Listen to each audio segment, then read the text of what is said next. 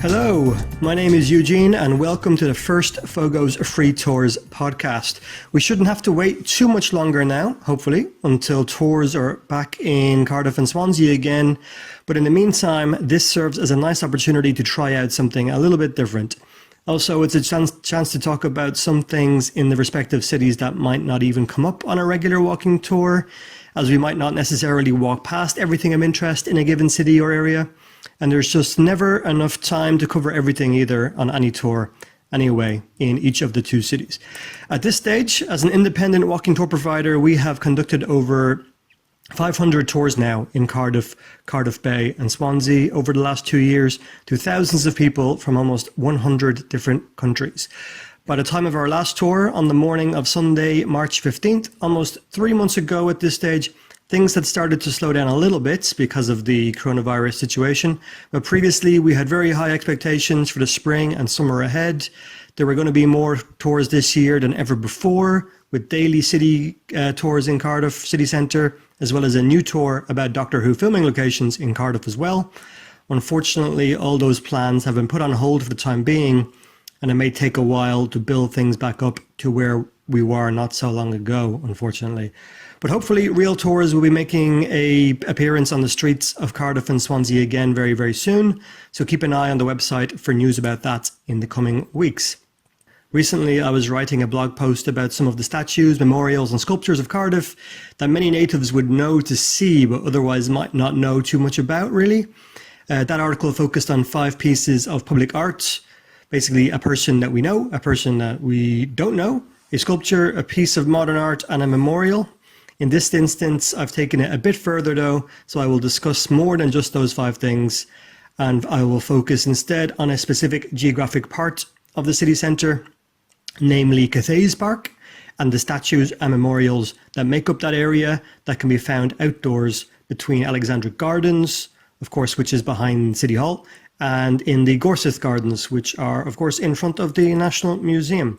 So that's a pretty reasonably small geographic area, but it does take in 4 major war memorials, 6 statues of noteworthy historical figures, and 3 additional little memorials as well. Before we start, though, walking through the streets of the city, it is important to mention that while this podcast and audio tour is freely available to everybody who's listening, I am a self-employed independent business, and I do rely on the generosity of others to offer tours and to prepare things like this.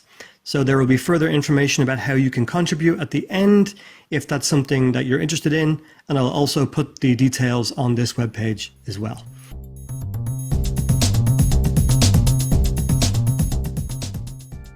But for now, let's get moving and setting the scene here. Currently, we are standing in front of the Welsh Government building at the northern end of Cathays Park and of Alexandra Gardens as well.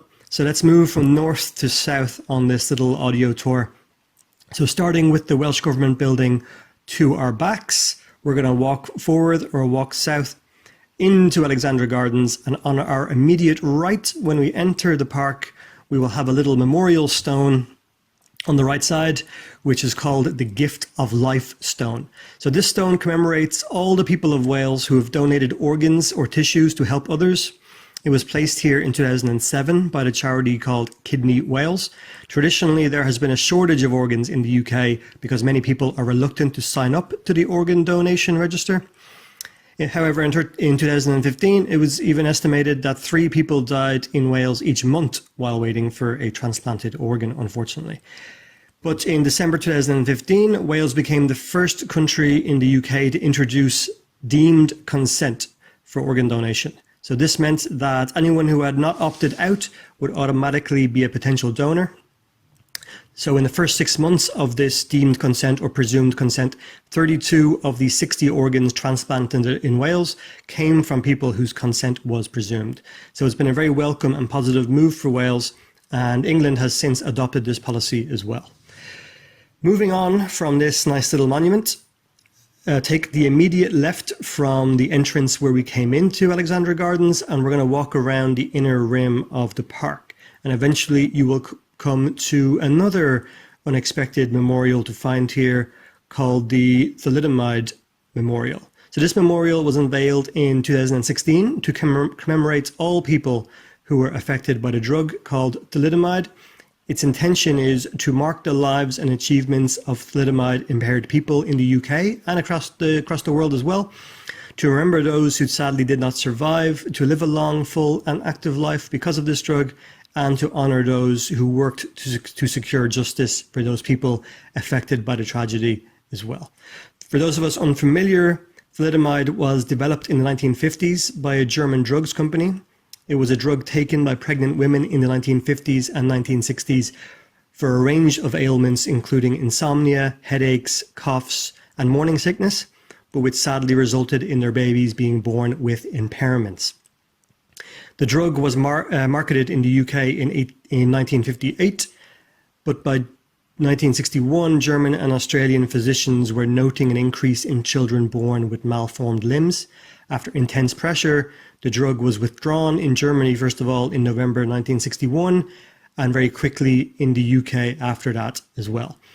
Nobody knows how many babies were affected by thalidomide. Some estimates suggest that there was 100,000 worldwide that were affected, and about 2,000 of them were in the UK. Many of the babies and children died at an early age as well, unfortunately. The main protagonist for the sitting of the thalidomide memorial here in Alexandra Gardens was Cardiff-born writer and artist Rosaline Moriarty Simmons, herself thalidomide impaired.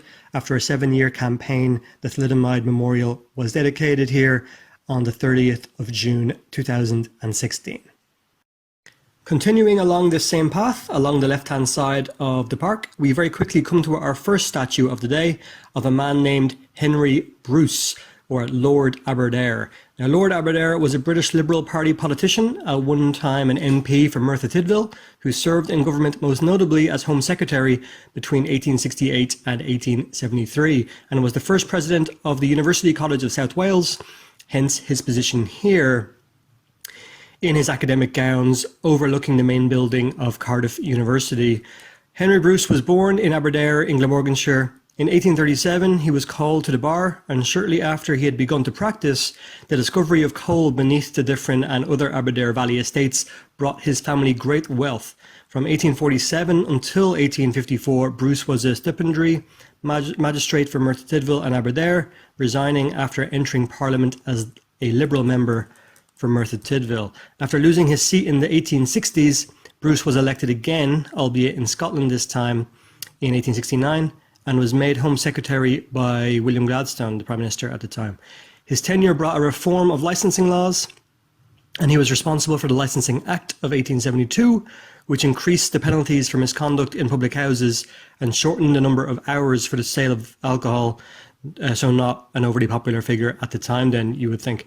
His 1881 report into the state of higher education in Wales made a decisive, unanswerable case for the establishment of a university in Wales, which was the only part of the UK without one at the time. In 1883, Lord Aberdare was elected the first president of the University College of South Wales and Monmouthshire. In his inaugural address, he declared that the framework of Welsh education would not be complete until there was a University of Wales, and the University of Wales was eventually founded in 1839, and Aberdare became its first chancellor. His was the first statue to be erected of all those that we're going to discuss today in the late 1890s. Before the first buildings of the Civic Centre area were even created in the first place. However, this statue was actually unveiled in 1899 in Howard Gardens, so much closer to Queen Street Railway Station, for example, than it is here. It was only moved here in 1914, and a copy of it is actually in existence at Aberystwyth University as well. Cardiff was chosen instead of Aberdare or anywhere else for this statue because he was a figure of great national importance to Wales, which it was how it was deemed at the time. Now, if you continue walking along this same path, on our extreme right-hand side, we have the unmissable centerpiece of this civic centre part of town and of the Alexandra Gardens, which is the Welsh National War Memorial. This memorial was designed by Sir Ninian Compert and unveiled on the 12th of June 1928 by the Prince of Wales at the time, the future George VI.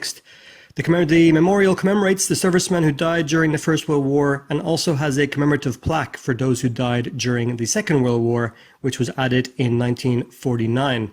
So essentially, it encompasses all who died from Wales in the two world wars, even though it was erected before the second one ever took place.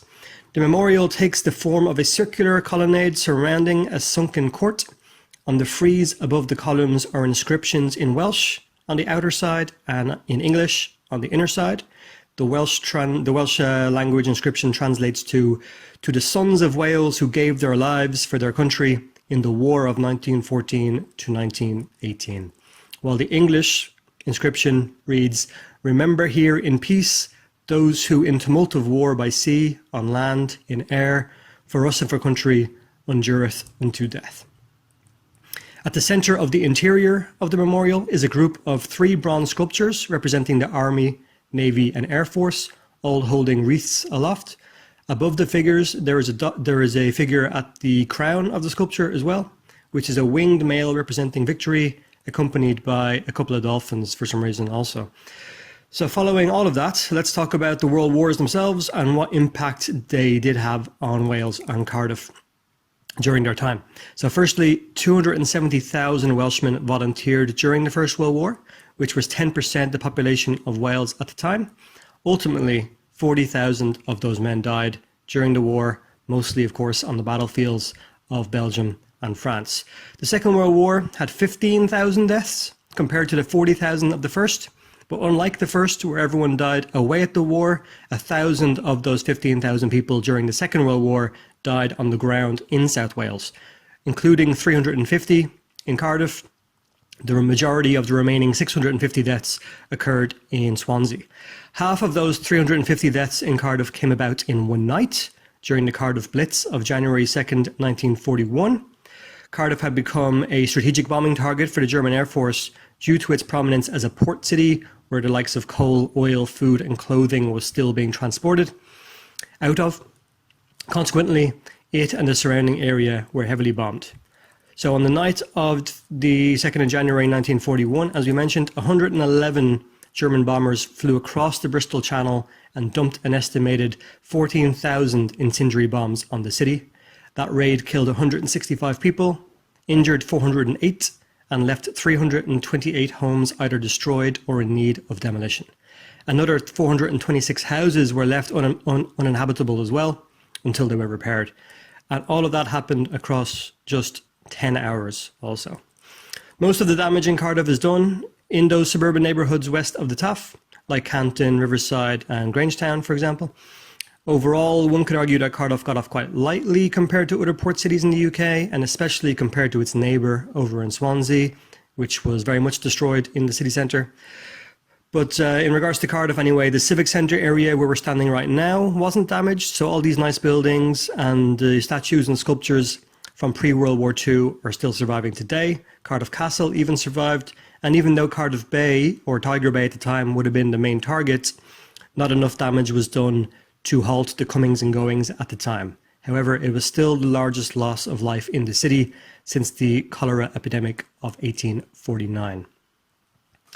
Continuing with war memorials for the time being, if we continue along this path on the inner rim on the left side of Alexandra Gardens, we come to the very prominent, almost a glamorous memorial for the Falkland Islands conflict.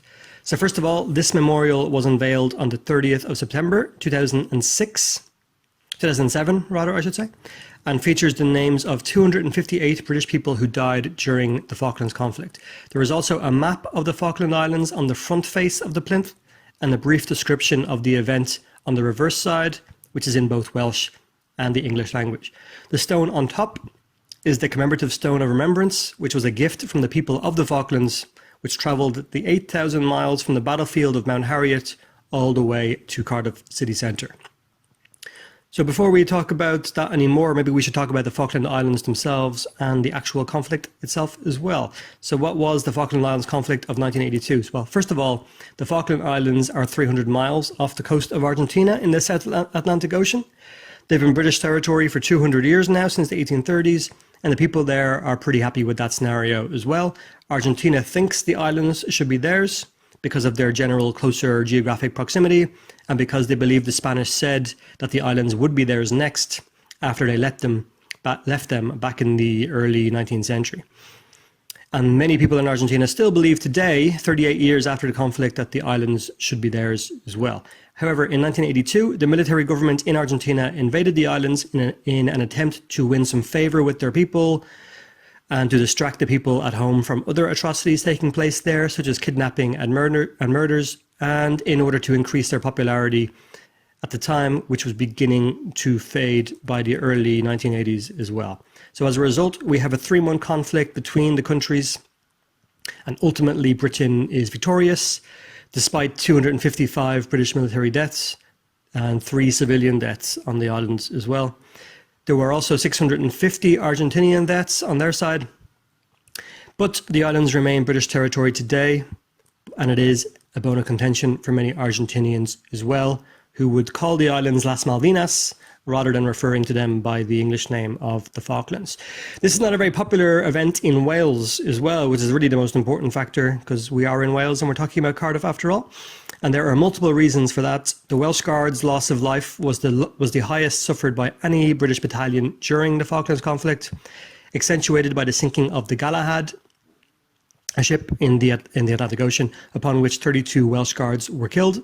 Margaret Thatcher was also the Prime Minister of Britain at the time, and not a very popular person in Wales either, culminating with the strikes of 1984 and 1985. And the two countries of Wales and Argentina do have quite close cultural ties going back to the 1860s, which still survive 150 years later today, especially due to the Welsh-speaking colony, which is in Patagonia, in the province of Chubut, in southern Argentina, in which there are up to 5,000 Welsh speakers still existing today. So from the 150 people who set sail from Wales to Argentina in 1865, we now have up to 5,000 Welsh speakers in the country, making it the 3rd biggest Welsh-speaking population of any country in the world. Moving along the same path now, a little further, literally just a few steps ahead of where we're standing, and already very much within view, we have an even more surprising war memorial to find in Cardiff, which is the Spanish Civil War Memorial. Between 1936, or rather between 1936 and 1939, during the time of the Spanish Civil War, about 200 people from Wales helped the elected Republican government fight the fascist forces of General Franco in Spain. The Welsh contingent, a third of whom were minors, joined an estimated 45,000 international volunteers from 54 countries who sought to defend the Spanish government against Franco's rebel forces in 1936. More than 500,000 people ultimately died in the Spanish Civil War, about 200,000 of them in combat, and 33 of them were from Wales. You might assume that this feeling of solidarity with Spain came about because of ideological similarities between the provinces of Catalonia or the Basque Country and their independence movements and the people of Wales, but that was not actually the case. It was rather the prevailing concern in Spain, Europe and Wales over the rising tide of fascism across Europe, and the feeling from many is that this had to be stopped across the continent. Spain had provided the first successful resistance to this surge, but the military rising on the 16th and 17th of July 1936 against the democratically elected Republican government in Spain led immediately to the outbreak of the Spanish Civil War. Meanwhile, in South Wales, the mid-1930s was characterised by resistance to the policies of mass unemployment and appeasement from the Conservative government at that time. The response in Wales was largely provided by the South Wales Miners' Federation and the Communist Party, and was eventually supported by a broad coalition including the Labour Party, Liberals, some Welsh writers, academics and teachers as well. Most were largely from the central valleys of the Rhondda, although there was also volunteers from the North Wales coalfield and the coastal towns of the south and rural areas as well. The 200 or so Welshmen who volunteered to fight in Spain represented the largest regional industrial grouping within the British battalion of the International Brigades. So quite a large positive response from the people of Wales at the time. Following the bombing of Guernica on the 26th of April 1937 and the subsequent fall of the Basque Country, 4 Basque children's homes were established in Wales as well, in Colwyn Bay, Brecfa, Swansea and Caerleon. The Basque children were the largest ever single influx of refugees into Britain, so quite warmly welcomed by the people of Britain at the time. Regarding the rock itself here beside us, I always find it a bit of a shame that it's so hidden, actually, compared to the previous war memorials we discussed, which are quite glamorous, I suppose, for what they are, because the dark shade of grey browny colour that the rock, that the commemorative stone here is, kind of blends in with the tree that's right beside it as well. So from a distance, you might not even notice that it's here. It might just seem like it's part of the surrounding nature. However, it is nice to have this monument in the park here at all, and it's always of great interest to any Spanish visitors who certainly don't expect to find such a memorial in Cardiff at all. It was unveiled in October 1992, and the inscription reads, "Dedicated to the Welsh Volunteers for Liberty who defended democracy in the Spanish Civil War." Additionally, I'm regularly asked by many visitors who come on tours with us around Cardiff as to why there is a Mercedes-Benz logo on the stone as well, but it's actually just the logo of the International Brigades. So there is a reason as to why that logo looks like that, but the two logos, Mercedes and the International Brigades, are quite similar to one another.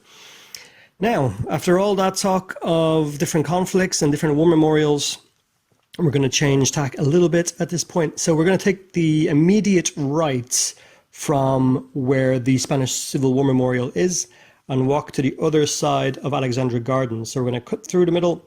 We're going to go around the kind of flower bed roundabout that sits in between the right side and the left side. And if you take a right, once you reach the far side of the park, you will come to the very small memorial and the memorial tree that's beside it, dedicated to a man named Raoul Wallenberg. So this memorial tree and the plaque commemorate the Swedish diplomat who saved the lives of many thousands of Jews in Nazi-occupied Hungary. Raoul Wallenberg was born in Stockholm in 1912. He became a businessman, but was recruited in 1944 by the USA's War Refugee Board. His mission was to go to Hungary as a diplomat and use his position to help the Jews there. By the time he arrived in Budapest in 1944, Budapest's Jewish population had not yet all been deported, thankfully.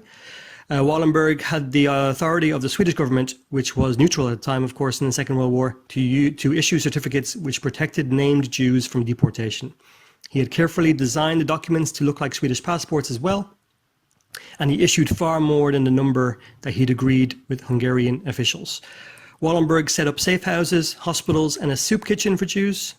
And when the Nazis and Hungarian fascists began to deport Budapest Jews in the autumn of 1944, Wallenberg sometimes resorted to forging documents to save individuals as they were being marched to the Austrian border en route for Auschwitz. Thanks to Wallenberg and his collaborators, more than 100,000 Jews were still in Budapest when the city was liberated by the Soviet Union in February 1945. Wallenberg had persuaded the retreating Nazis not to blitz the city's Jewish ghetto and massacre its inhabitants, thankfully.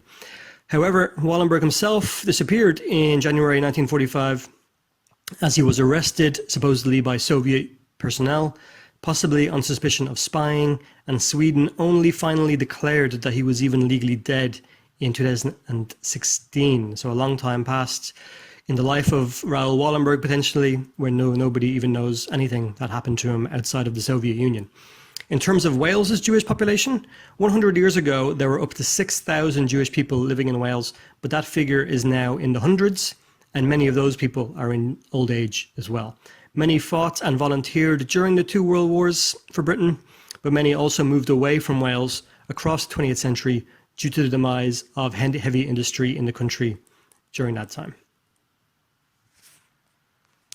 Finally now, everybody, let's move out of Alexandra Gardens. So please continue north, kind of going back the way to the direction we started, and then take the next left at the Midwest Gate exit of the park here. And then once you leave the park, turn left onto King Edward VII Avenue.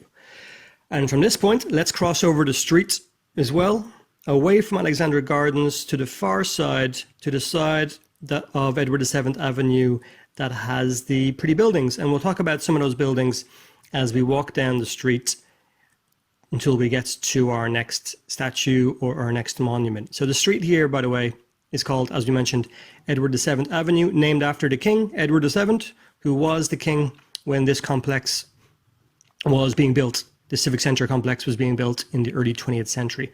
The park we just left, Alexandra Gardens, was named after his wife, Queen Alexandra, who is a lady from Denmark. So the Queen and the King very much side by side here, the main strip of road and the beautiful park alongside it. We have currently passed some of the buildings of interest on our right here as well in this area, including the Glamorgan building, which is an old county council building for Glamorgan, but it's currently the Geography and Social Sciences building for Cardiff University. The University of Wales Registry building is also on our right. Very small, little pretty building. Less beautiful is our next building, perhaps, which is the police headquarters. And then finally, after that, we come to the Crown Court building. And it's after we get, and of course, actually not forgetting that on our left side, on the other side of the road, we have a very imposing, spectacular building with the tall clock tower, very visible, which of course is City Hall. At the end of the street, on our right-hand side, we will come to our next statue. So just turn the corner to the right slightly, and you should see a man standing on a plinth, and his name is Gwilym Williams. So in 1910, this statue of Judge Gwilym Williams was placed in front of the newly completed Crown Court building, this imposing building behind it, standing proudly in his finest robes and looking like he's in mid-speech as well. He was Wales's best-known legal figure at the time in the late 19th and early 20th centuries as judge of the Glamorgan County Court and chairman of the Glamorgan Quarter Sessions as well. He was born in Aberdare and became a barrister of the Inner Temple in 1863 and the proprietor of the Miskin Estates also, which had valuable mineral properties, and that all happened in the same year, in 1863. Williams was appointed by the Home Secretary as stipendiary magistrate for Pontypridd and the Rhondda in 1872 until 1884, and in 1885 he was promoted to the position of judge of the County Courts of Glamorgan, which he held until his death in 1906. Overall, Gwilym Williams was a proud Welshman, a very proud Welsh language speaker as well, and a regular at Eisteddfodau across his life. Ultimately, he died in the same year the Crown Court building was opened, so the statue is a nice fit from that perspective. Let us switch direction again now and turn back on ourselves a little bit. So behind us, on Edward VII Avenue, which we've already walked upon and discussed, there is a very impressive monument doubling up as a roundabout, seemingly, between the Crown Court and the City Hall building opposite.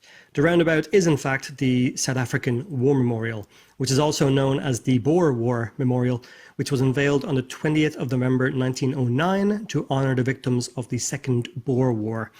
The memorial consists of a bronze winged figure of peace holding an uprooted olive tree and standing on an orb mounted on Portland stone plinth with granite steps. Portland stone is, of course, a common feature of this part of the city. The majority of the buildings are made from it, as well as the World War Memorial that we discussed earlier, for example.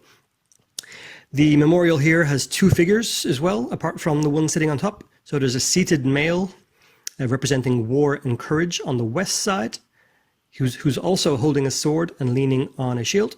And on the east side, there is a seated female figure, which is representing grief, holding a wreath and also leaning on a shield. The memorial is for the officers, non-commissioned officers, and men of the 1st Battalion of the Welsh Regiment who fell in South Africa, of which there were 817 people. The Second Boer War itself took place in South Africa from October 1899 until May of 1902. It was fought between the British Empire and the two South African Boer states of Transvaal and the Orange Free State over the British Empire's role in South Africa. The trigger of the war was the discovery of diamonds and gold in the Boer states. Initial Boer attacks were successful, and although British reinforcements later reversed these, the war continued with Boer guerrilla warfare until harsh British countermeasures, including a scorched earth policy, brought the Boers eventually to terms. The war ended when the Boer leadership surrendered and accepted British terms in May 1902. The former republics were turned into the Transvaal and Orange River colonies, and shortly after this merged into the Union of South Africa in 1910 as part of the British Empire. Needless to say, there were a lot of casualties in this conflict. I already mentioned the 817 people that this memorial is dedicated to, but there is also an additional 2,000 British deaths. Well, including the 817 that I mentioned, as well as the 6,000 South African military deaths on top of that. And there was also a further 46,000 civilians who died in South Africa during the Second Boer War as well. That brings us to the end of our war memorials. So we've had the Welsh National War Memorial representing the two world wars, the Falkland Islands Conflict Memorial, and the Spanish Civil War Memorial prior to this. So following up with the South African War Memorial, that is our 4 war memorials covered for today. And that leaves us with the 4 remaining statues of this audio tour, which are of different individuals, all inside the Gorsuth Gardens area, which is in front of the National Museum. So we're going to make our way across the lawns in front of City Hall to the far side of the Prince of Wales Fountain, which was created to mark the 1969 investiture of Prince Wales as Prince Charles as the Prince of Wales in Carnarvon. And we should see a man on horseback pretty soon, who is the only one of the monuments today to feature a horse, which is of Godfrey Morgan, also known as the first Viscount Tredegar. This sculpture was unveiled in 1909 by Sir William Goscombe John, who was also the man responsible for the statue of Gwilym Williams from a couple of moments ago, as well as 2 more men who we'll discuss soon, namely John Corey and Lord Ninian Crichton Stewart. This one, though, is one of the oldest monuments in the area and depicts a man named Godfrey Morgan in full military dress, sitting upon his horse on top of a very imposing plinth as well. But who was Godfrey Morgan? He was a British Army officer and peer who was born in 1831 in Rupera Castle in Glamorganshire, which was part of his family's estate at the time. He joined the army in 1853, and when the Crimean War broke out in 1854, he already held the rank of captain in the 17th Lancers at only the age of 22. He was in command of a section of the Light Brigade that rode into the Valley of Death at the Battle of Balaclava, which he miraculously survived as well, as did his horse, who we'll talk about very soon. This very battle actually is the one which gives us the clothing items of balaclavas and cardigans, incidentally, but that might be a story for another day. Godfrey's horse, who we briefly just mentioned a moment ago, Sir Briggs, also survived, and he lived at their home at Tredegar House until he was the age of 28. Briggs is the horse that joins Viscount Tredegar on the plinth in the Gorsuth Gardens here as well. He was awarded the freedom of the city of Cardiff on the 25th of October 1909, despite being more of a prominent public figure in Monmouthshire and Gwent in his life up to that point. However, his donation of land did lead to the creation of Cardiff Royal Infirmary on Newport Road, which of course still exists today. But he also does mainly get the statue for his role as a war hero at Crimea, which he lived off for decades until his death in 1913. So he was actually alive, 4 more years at least, by the time the statue was erected in 1909. Moving deeper into the gardens now, we're going to go towards their furthest corner and the most southerly point of the park, which is also where we have kind of the most distant statue as well, which is of a man named John Corey. So for any Cardiffian out there, the name Corey might be familiar. There is, after all, still a very imposing building down in Cardiff Bay called the Corey Brothers Building, which is a Grade 2 listed building, which is currently in transition to become luxury apartments, which is going to be a very long process. No work has started on that anyway, but it's such a beautiful building, and hopefully it'll be in use again someday soon. And there's also Corey Way in Barry Docks, which is named after him as well, in which, of course, regarding the docks, he was involved in building in 1880. As for John Corey himself, he was a coal owner, shipping magnate, and a philanthropist. He was born in Bideford in Devonshire, and after trading for years with Cardiff in coasters, John Corey's father, Richard Corey, settled in Cardiff in about 1831, opening a ship chandler store, to which he soon added a shipbroking business. Eventually, John and his brother, also named Richard, built Corey Brothers into both a coal-producing and coal-exporting giant, with lucrative collieries throughout the Glamorgan valleys, as well as depots, offices, and agencies along the major sea lanes of the world during the late 19th and early 20th centuries as well. So why does John get the statue here, and not also his brother Richard Corey, for example? Well, he gave vast sums of money away, up to £50,000 a year in each of the last 10 years of his life. His funding of schools and hospitals, the Sailors' Rest Home, the YMCA building, and the Corrie Hall, among countless other projects, really made a big difference in Cardiff during this time, as well as contributions to the Salvation Army and St. Bernardo's homes as well. He was a popular man in his lifetime and one of the original elected members of the first Glamorgan County Council of 1889. Ultimately, however, the Corrie brothers' business is long gone, of course, mortally wounded by the First World War and the carnage that imposed on Cardiff's coal economy during the 1920s. And many of the aforementioned buildings have long since been demolished, unfortunately, around the city and beyond. Corrie was not even dead by the time that his statue was erected in 1906. He was presented here as a stern, broad, large, imposing figure with an open book in the palm of his right hand and his top hat in his left hand, standing upon a pedestal in these Gorset Gardens, overlooking what is now Boulevard de Nantes, placed in this location where the boulevard didn't even exist at the time. So the pollution from the streets has affected the statue more recently, as you know, anyone who is there or has seen it before might notice in regards to the colors. So it's been damaged in more recent times than it would have been in the first half of the 20th century, for example. Moving away from the road and our most southerly point where Corrie stands, we're going to move back a little bit towards the National Museum, which is behind us at this stage. So about halfway between the statue of Corrie in the south of the park and the museum, which is on the north side of the park, we have the statue of Lord Ninian Crichton Stuart. Some of the parts of this man's name may sound familiar to some of you, especially any Cardiffians out there, as Ninian may mean one thing to many people in Cardiff, while the words Crichton Stuart may raise images of a different person entirely to Lord Ninian. And that's what makes Lord Ninian one of the more interesting characters among all the statues of Cathays Park.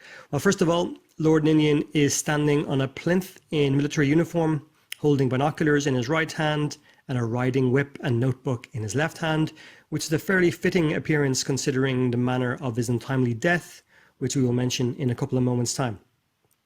Lord Ninian was born in Scotland in 1883 and was the second son of John Patrick Crichton Stuart, better known around here as the third Marquess of Bute, of course, and his mother was the Honourable Gwendolen Mary Ann Fitzalan Howard. Fitzalan, also a word you might associate with Cardiff, as there are streets and buildings named that all over the city as well. So Lord Bute, the third Marquess of Bute, has his own prominent statue in the city centre as well, of course, which sits on its own in Fiery Gardens, which is about halfway between two of his architectural wonders and developments, which are Cardiff Castle, where they lived, well, a lot of the time at least, and the Civic Centre area, which he commissioned, or which he suggested at least that it would look like the way that it looks today, back when he sold it to Cardiff Council in 1898.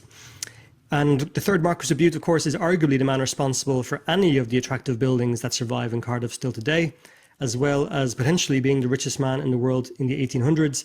In the late 1800s, he's a very prominent figure in Cardiff's history himself, and his story may be one for another day also. Back to Ninian, which is who we're talking about now, of course. He is the second son of the third Marquess of Bute and Lady Gwendolen, and is named Ninian because John was basically already taken. So any firstborn Bute son receives the name John. That has been going on for hundreds and hundreds of years and still remains the case today. All five Marquesses of Bute that existed in Cardiff between 1776 and 1947 all have the Christian name John as well, as we already mentioned, very much including the third Marquess of Bute, John Patrick Crichton Stuart. And the Bute family themselves originated from the Isle of Bute in Scotland and do still remain there today, of course, but had been the owners of Cardiff Castle and much of the surrounding Glamorgan area as well from the late 1700s through to the mid-20th century. So that partly explains why Ninian himself was born in Scotland rather than being born in the Cardiff area. So regarding the life and works of Lord Ninian Crichton Stuart, he entered the army in 1903 and served in the Queen's Own Cameron Highlanders and the Scots Guard as a lieutenant.